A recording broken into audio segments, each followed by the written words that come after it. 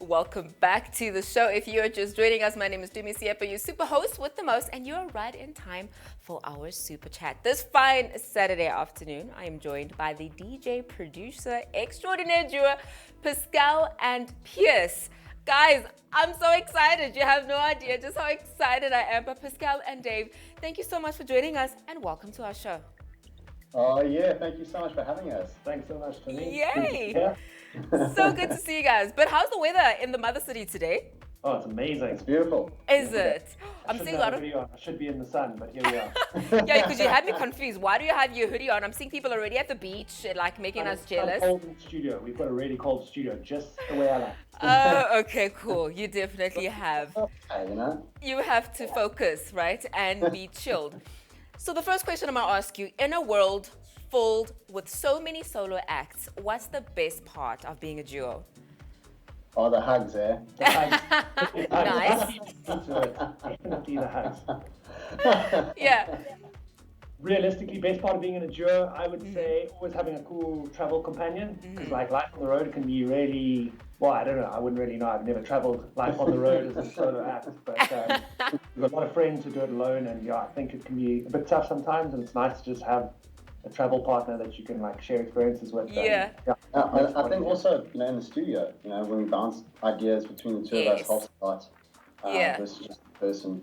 We don't really have a lot of moments where we just can't think of anything. We've always got ideas, so it's great.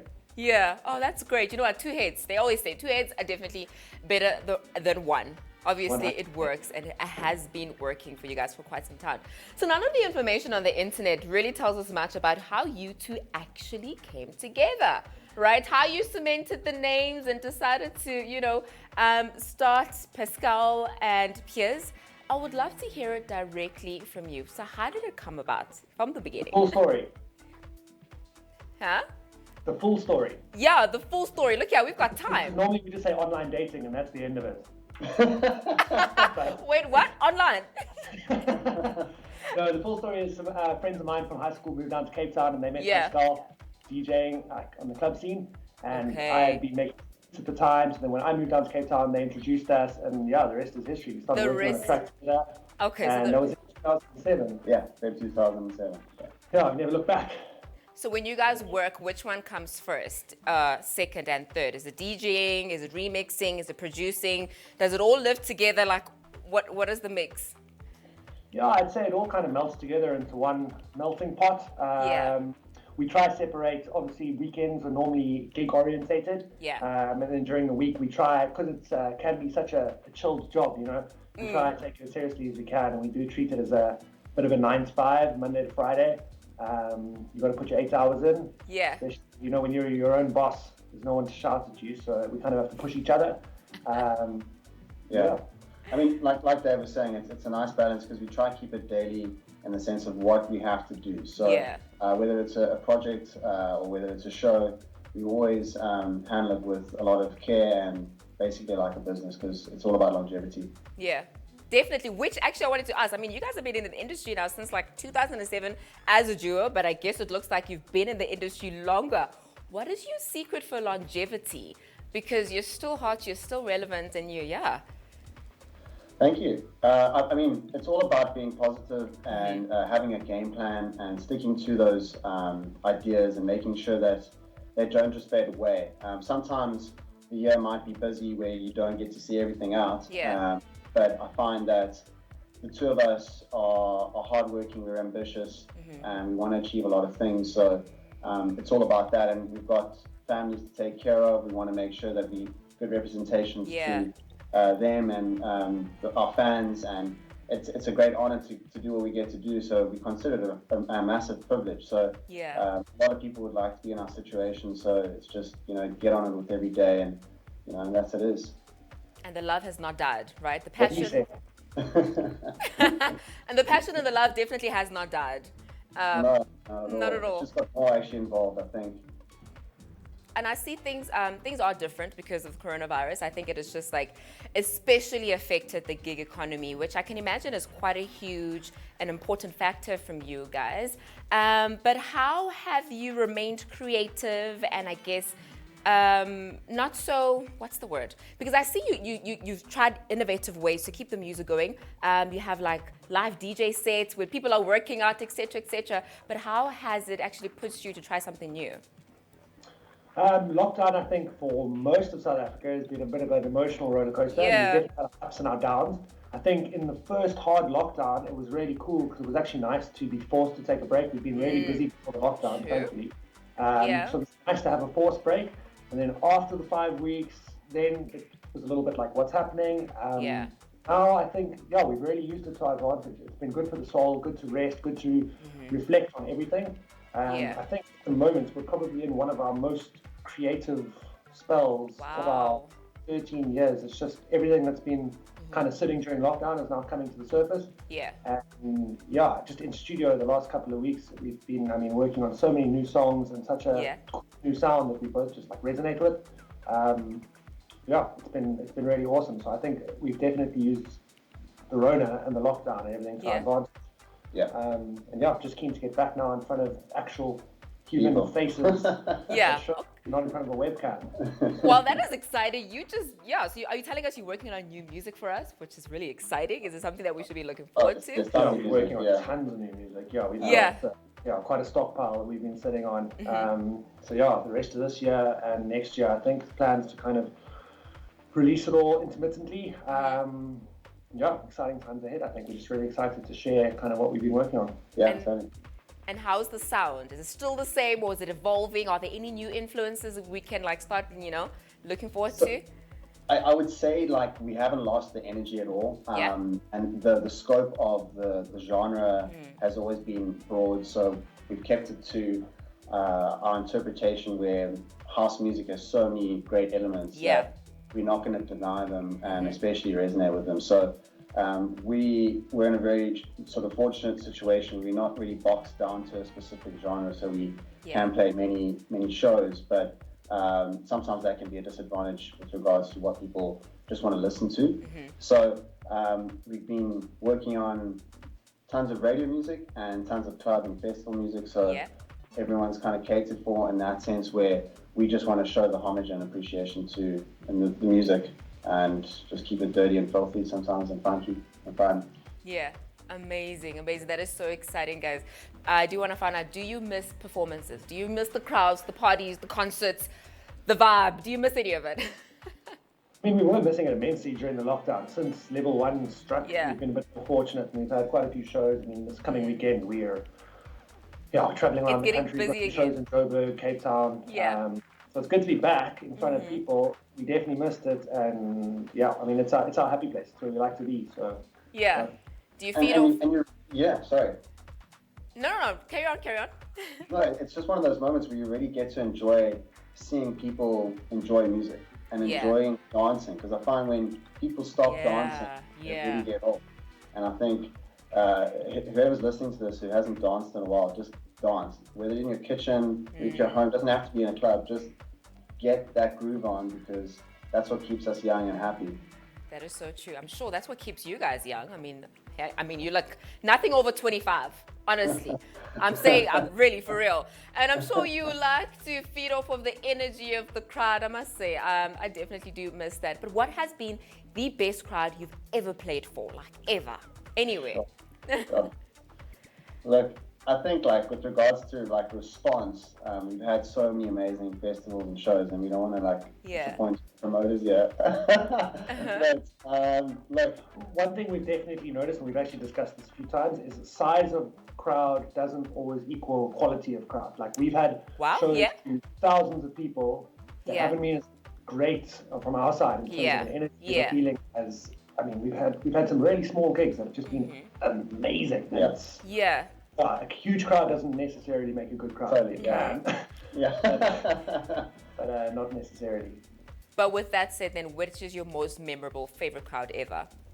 Sure. Swedish House Mafia was amazing because I think from a Cape Town perspective, it was the biggest show with amount of people outdoor first time on a sort of electronic music scale. Like there were a lot of trance parties that like sort of had that effect where you had a couple thousand people, but I think there were over 20,000 people at that event.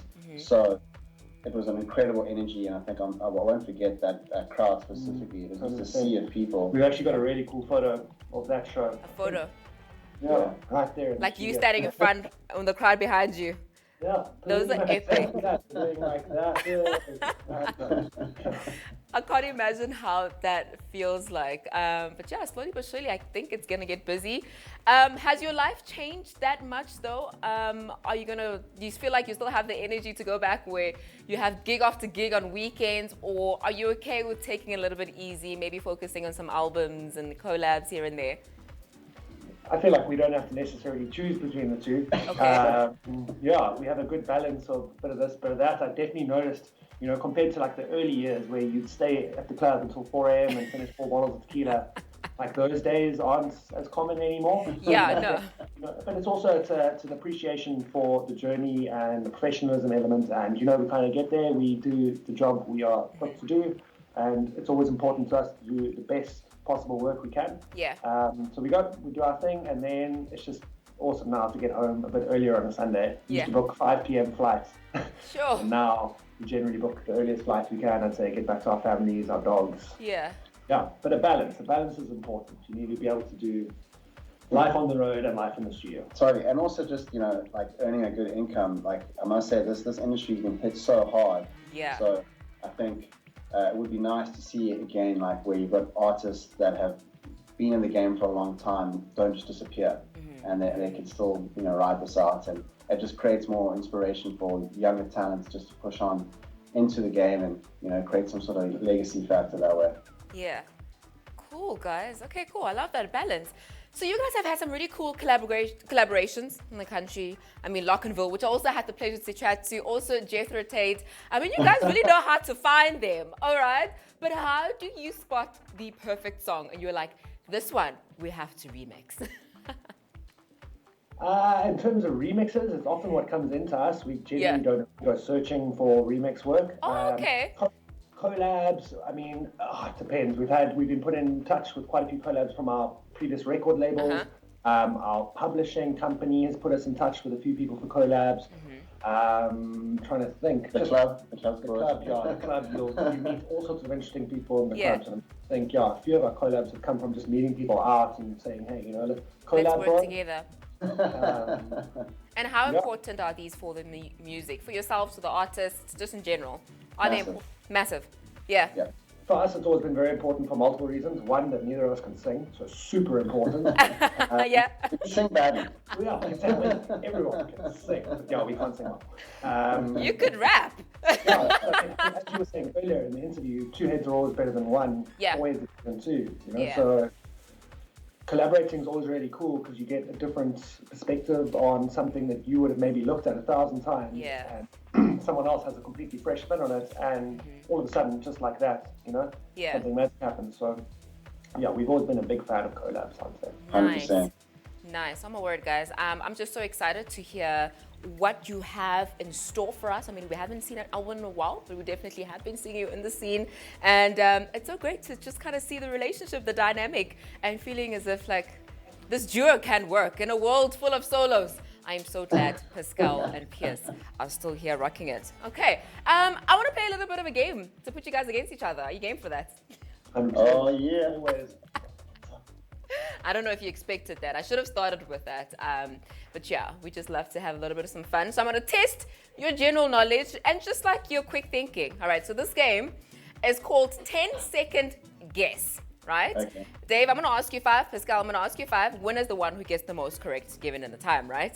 And yeah, let's see who rocks it, guys. I'm going to start off with Dave. This one's for you. All right, so you're going to get 10 seconds. I'm going to count you down.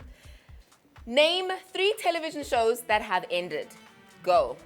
10. KTV, Modern Family, and... 4, 3. And I'm out. I quit. 1. You were so close. No, I panicked. I just froze. Okay, that is 0 over there. And the deal.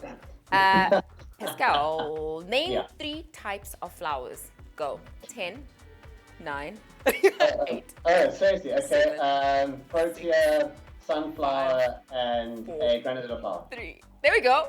Okay, 1 point for Pascal. Ding, ding, ding. Somebody keep score for me there. All right, Dave, this one's for you. Name 3 things you would find in the stomach of a shark. A baby, 10, a 9, false leg, 8. and a 7. fishing rod. Yeah, no, true. I mean, they eat everything. There we go. Point for Dave there. Pascal, name 3 books made into movies. 10, Harry Potter, 9, Lord of 8, the Rings, 7. and James Bond. 6. What should Nah. James Bond? Maybe we can go with. Okay, I failed on that one. What is the last one? James Bond could have been maybe one, I think. I think it was based on a book. Ian Fleming was Yeah. the. Are you sure? Ian Fleming was the author, if I'm not mistaken. Do you prefer the books or the movies? Depends. Harry Potter, definitely the books. Yeah. All right, cool. I'm gonna give you that one. That's another point for Pascal. Dave, name 3 things you can brush. You can brush Yeah. my teeth, 10.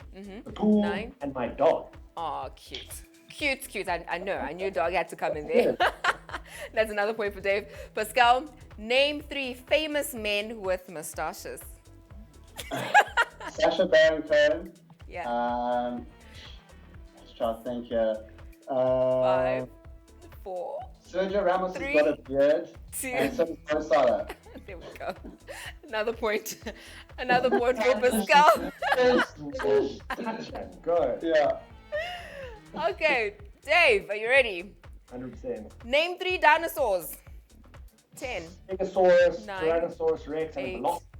Oh, wow. Damn. That was like, hey?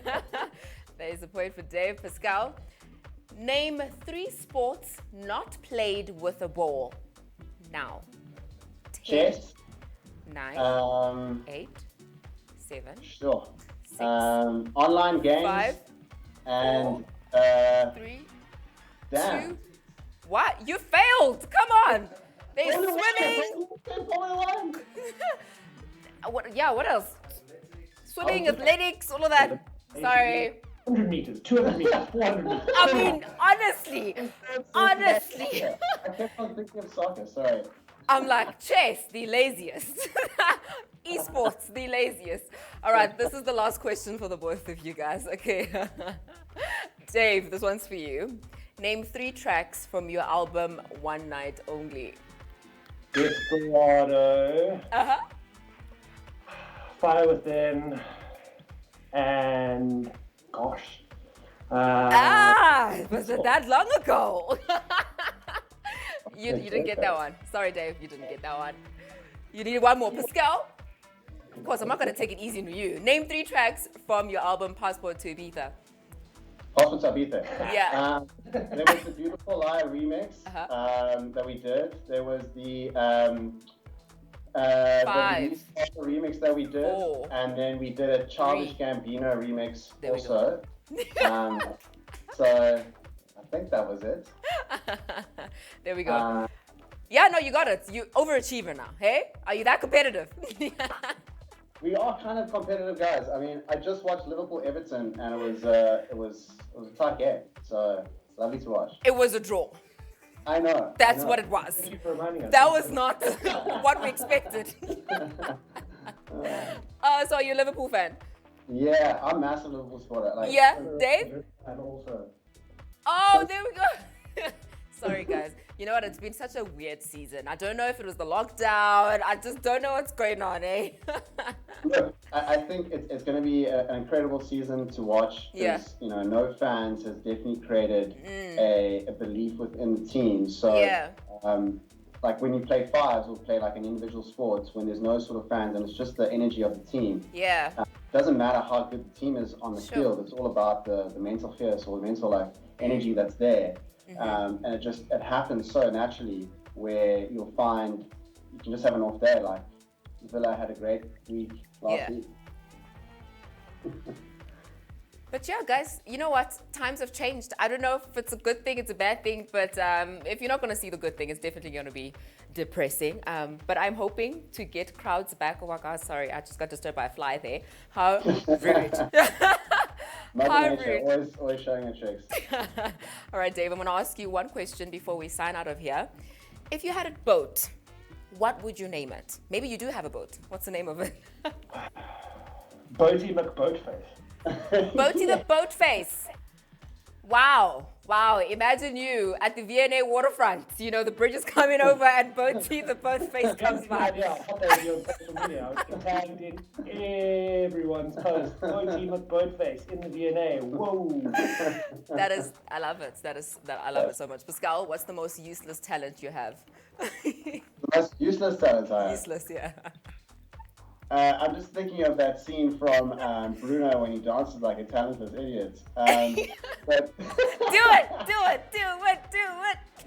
no, we can't do that one, unfortunately. I think, I'm quite patient, so probably being impatient would be a thing. Okay. Sometimes I can just take it. Impatient? Impatient would be a thing. Yeah. The opposite of impatient. Patient. That is okay. That is sweet. Okay, regardless that it is. Actually, one more, guys. They're telling me time is up. Dave, what's a body part you wouldn't mind losing? Body part I wouldn't mind losing. Yeah. I guess my left arm, probably. Your left arm, are you right-handed? Yeah, I don't like my left arm very much. So yeah, left arm, definitely left arm. Oh man. Okay, cool. And for the last one, guys, for the sake of SupaTV, please can you say SMS SupaTV to 30978 for me? SMS. Sorry, say that number again. Yeah. No, you see, that's the test. SMS SupaTV to 30978. SMS SupaTV to 30978. Oh yeah. Oh my gosh, look at that. From a whole Pascal Pearce, guys, all right? But yeah, thank you so much, guys, for joining us. It absolutely has been a pleasure. You guys were such amazing fun. You're such good sports. Much love, everyone.